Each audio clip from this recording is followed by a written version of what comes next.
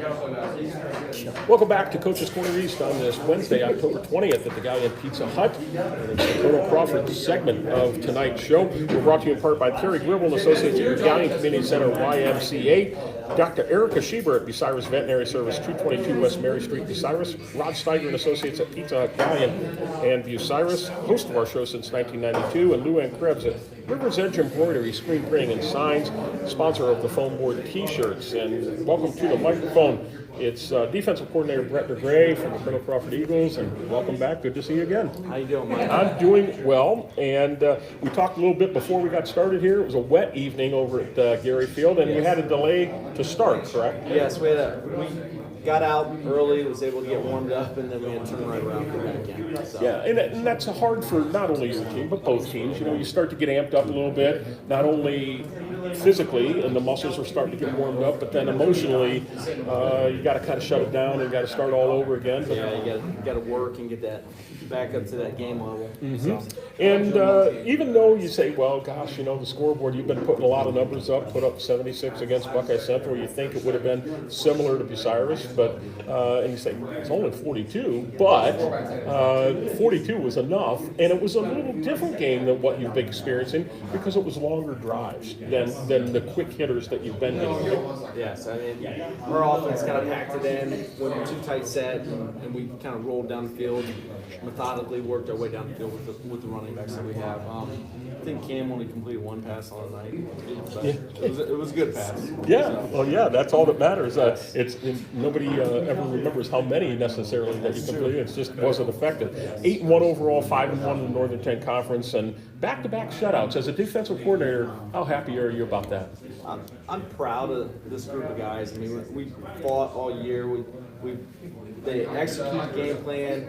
You know, we tweak things every week, and we go out and we try to make changes. And so far, I've challenged these guys every week, and they've stepped up to the challenge. I mean, the defense is averaging, I think, if you look at it, 12 points a game is what we're giving up. Yep. And then, I mean, we're giving up less than 200 yards a game. I mean, that's pretty good when you look at it on the offensive side. We're scoring, averaging 50 points a game, and we're over 400 yards of total offense. So, yeah. I mean, that's outstanding. So. Yeah, statistics tell me you're going to win a lot of games with that recipe for sure. But as you mentioned, the torrential rain somewhat slowed you down offensively, had 7 fumbles, but only lost 1. And that's going to be expected, a wet ball. And unfortunately, as we move on into the playoffs, you're likely to see more of that type of weather. So get a little of those hiccups out of the way early, I suppose. 468 yards of total offense, 450 on the ground, and Cam next to me here, he rested his arm again, didn't really have to do much with it except hand off. We're saving it. Yeah. Coach Teglovic said we were sloppy in general. We had a lot of trouble holding on to the football and had a lot of false starts as well.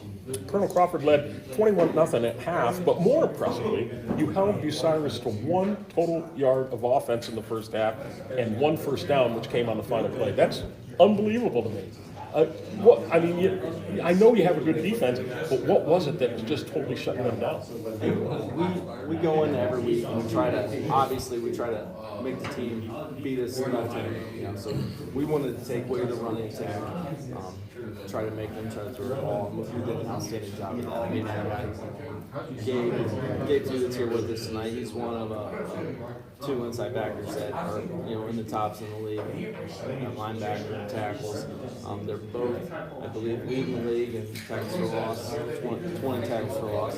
So I mean, they do an outstanding job, but it's not just them. I mean, the defensive line, the front 4. We've got league leader in sacks is here, Parker Ketterman. I'm really, really proud of how the teams have played and how they've executed this year. And then, I mean, if it goes to the secondary, I've said at the beginning when we were playing 7-on-7, we have one of the best backs 7 in the area, and it's shown. I mean, I think we got somewhere around 15, 16 interceptions. So, I mean, when you can generate turnovers on the defense side of the ball, you have a good chance of winning. Yeah, no question.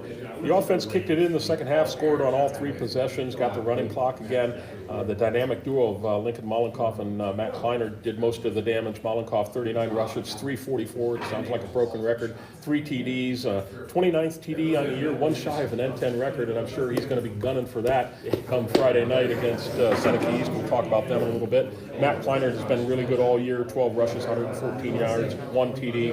Kamryn Lohr here, just one pass a game, an 18-yard TD strike to Nolan McKibben. So, again, you don't have to count how many there are. That's the, I don't know what the QBR would be for that, but it's got to be pretty doggone high. Currently, you sit at 9th in Division 5, Region 22. You are going to play in the playoffs. You're averaging 10.788 points. You're about a half a point, a little less than half a point behind number 8 Western Reserve, oddly enough, and we've talked about that. That could be an interesting matchup, but we'll see what happens. And just a little under 1 point ahead of number 10 Cardinal Stritch, and we'll have to wait and see what happens this weekend. But you are going to week 11, and we'll talk about that here in a little bit. Take a break here before we get around the table with the young men here. We're brought to you in part by Don Barn Associates at the Galleon Building Loan Bank, Matt Studer at Spitzer Chrysler Dodge Jeep Ram and Kia 1 mile east of the Richland Mall, Mark Osborne and Associates at E-Crane International, serving worldwide markets from the Galleon Industrial Park. And first up, junior. We have all juniors tonight. Cyrus Bell is first up, and it's good to see you again. How are you? Pretty good. How are you? Doing really well. Rocking the Miami. What's with the U? I mean, got a little Sean Taylor on. Oh, Nothing wrong with little Miami. Yeah, you like Miami. Oh yeah. So have you worked with the coaches and say, we got to come up with like a turnover necklace or something? Have you gone there like Miami has done? I think it'd be a great idea. I mean, we should probably talk to the defense coordinator about that. Yeah. Maybe somebody in your shop class can kind of design something with a big eagle or a pendant. I'm sure we could get something. You down with that? Okay, I'm sure we very could figure good. something out. 1 yard of total offense in the first half. How do you guys do that? Our defense, I don't know. It blows me away too. I mean, Gabe Thew is the best. Him, Fickner are the 2 best linebackers in the N10. Mm-hmm. We have the best DN in the N10. Mm-hmm. And then our offense just shoved it down everybody's throat. Yeah, it's a great recipe. It is. Now, you've had a couple teams that you've played the last 2 weeks that, let's face it, have struggled this year. Not the case with Seneca. They may not be the Seneca they were a couple years ago. They're an effective team. What have you seen on film about them that really concerns you? I mean, that really concerns us. I mean, they have a couple good guys on defense. They have playmakers all over, but that we can't handle. Okay, very good. Well, good luck to you. Last regular season home game, and we're keeping our fingers crossed for a home playoff game, so we'll see how it goes. Very good. Thanks for coming out. Next up, we have Parker Ketterman, and you are the defensive end, and you're leading in sacks. Wow. So, do you and Miles Garrett talk frequently on technique? And I wish. I'm always watching those guys film. I love it. So what is the key technique that you've put in your game to get to that quarterback and make the sack? I just use my speed. Being one of the smaller guys out there, I got to use what I got. And I'm good at using hands. I just got to use my speed, get around people. So I'm glad you mentioned that because I was going to bring it up. You look at a guy like Chase Young, and he is all about, he's got great footwork, he's strong, but his hands, they do so many great things. And I think all sack guys do that are coming off the edge. What techniques have you learned from your coaching staff and then watching other players that have allowed you to use your hands in a good way? They taught me the swim move. That's one of my favorite moves to go to. I love it. That matched with my speed. And I watch Aaron Donald use his knives and use his fast hands, and it just inspires me to be like him. Do you normally will take the outside route, or can you fake the outside and cut back in between the gap and try to go that way? I normally got to go outside. Just go outside, speed rush it and get it done. How many have been blindside where they never saw it coming this year? Do you know? I think 2. Okay, because those got to be the most fun. Oh, those are the best. Yeah. First one I had at Smithville, it was just off an angle, and I got them clean. That's my favorite. Did they hang on to the ball or not? Yeah. Oh, okay. Yeah. All right. Well, good luck this week against Seneca East. It'll be a tall order, and get ready for week 11. Thank you. Thanks for coming out. Gabe Thew is next, and Gabe, as a linebacker, you're leading in up towards the top of tackles, but also tackles for loss. Tackles for loss, right? What is allowing you to do that? Just reading my keys and trusting the dudes up front to get into the linemen and let me get to the line. Yeah, and I'm glad you brought that up because I was going to kind of talk about that as well. If those front guys aren't holding up their end of the bargain and kind of not allowing the offensive guys to get off that block, you have nowhere to go. And you can't get those tackles for loss, can you? Oh, no. You got to trust the dudes up front. So you've gone through a pretty prolific year offensively, but Coach DeGray here as the defense coordinator, he's very proud of the defense. But now it starts to get a little interesting. When you go into week 10, week 11, maybe week 12, 13, you're going to see tougher teams, different kinds of offense. Where's your mindset and your defensive mindset that, hey, we'll take on anything that comes, we're ready to go, we know what we can do? Everybody just has to play their role and do their jobs, and we'll be all right, I think. Right, we have plenty of talent. It's just all about focus and doing your roles. All right, very good. Good luck to you this week, and enjoy. Thank you. Next up, we have Eli Brewer, and welcome back. It's good to see you again. Yeah, thanks for having me. You bet. And Seneca East, again, they're not, they had a few losses, but it seems as they move late in the year, they're getting stronger and stronger. But they're more run-oriented. I remember the Seneca East of a few years ago, just pass all over the place, underneath stuff, crossing stuff. That's not this group. So what have you been preparing for this week in practice to knock that offense off its courses? All of it. What kind of things are you putting in place? He's a big offensive lineman. Yeah. Oh, so offensive. Okay, so then offensively, what are you doing offensively to just take advantage of them? Just doing your roles, like doing your right steps and get your right blocks. Coach, don't put him in on defense. I'm not quite sure what's going on that side of the ball. It better be an emergency. No, but offensively, it's amazing to watch, and I've seen some highlights during the year, and the holes that Lincoln and Matt running through are Mack truck size holes. How good does that make you feel when you start opening those things up? Feel good, yeah. Yeah, I would hope so.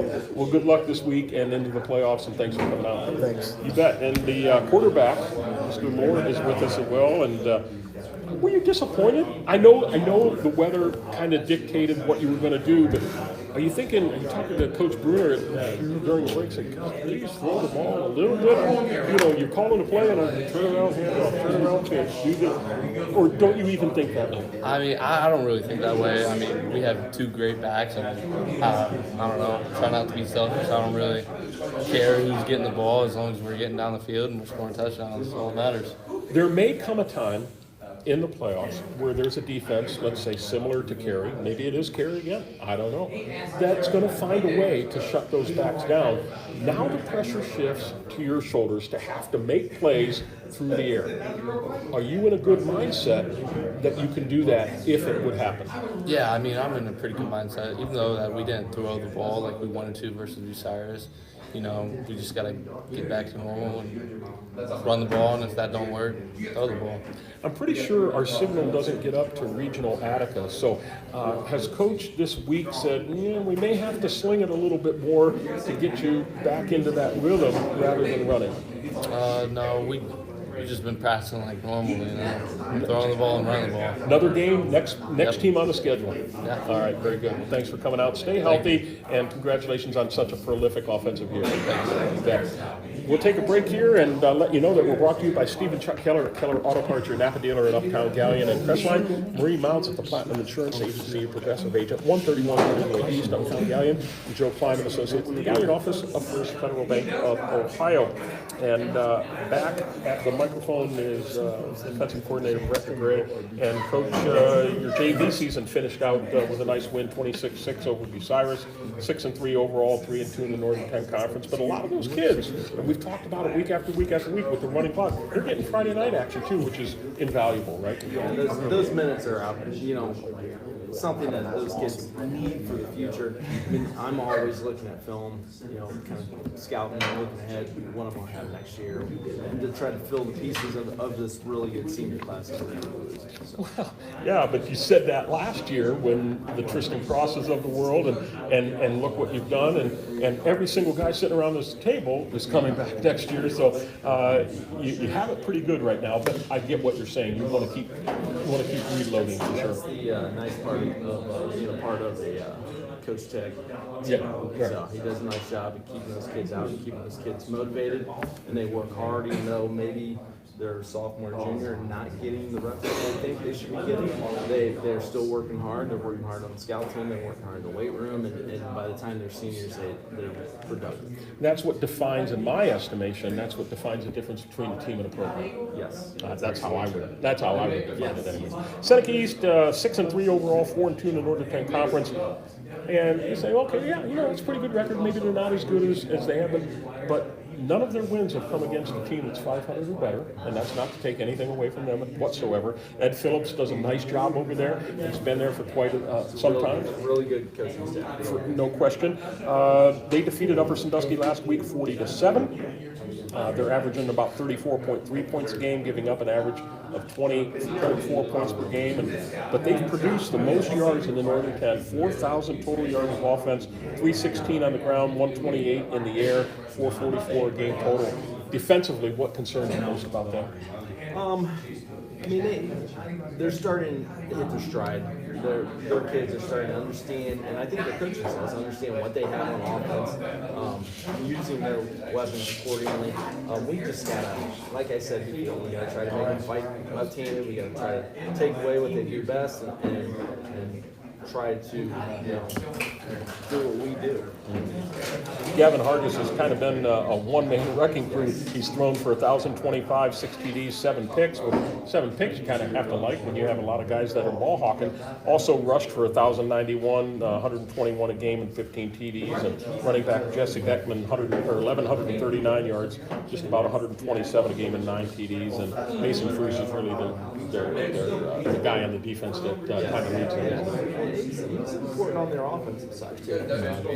He kind of sets the tone a little bit. So well, good luck this weekend. You're going to finish out the year, and unless there's a really huge upset, you're going to finish second behind Cary, because likely Cary is going to win the N10. They've already clinched a share. They play Buckeye Central, who's just had a very, very difficult season. Things can happen, but we don't expect that to happen. And even though it's not what you wanted, an N10 crown, everything's laid out in front of you for a nice long run into the postseason, and we look forward to talking about that next week. Thanks for coming out. We'll take a break. It'll be Crestline right after this timeout.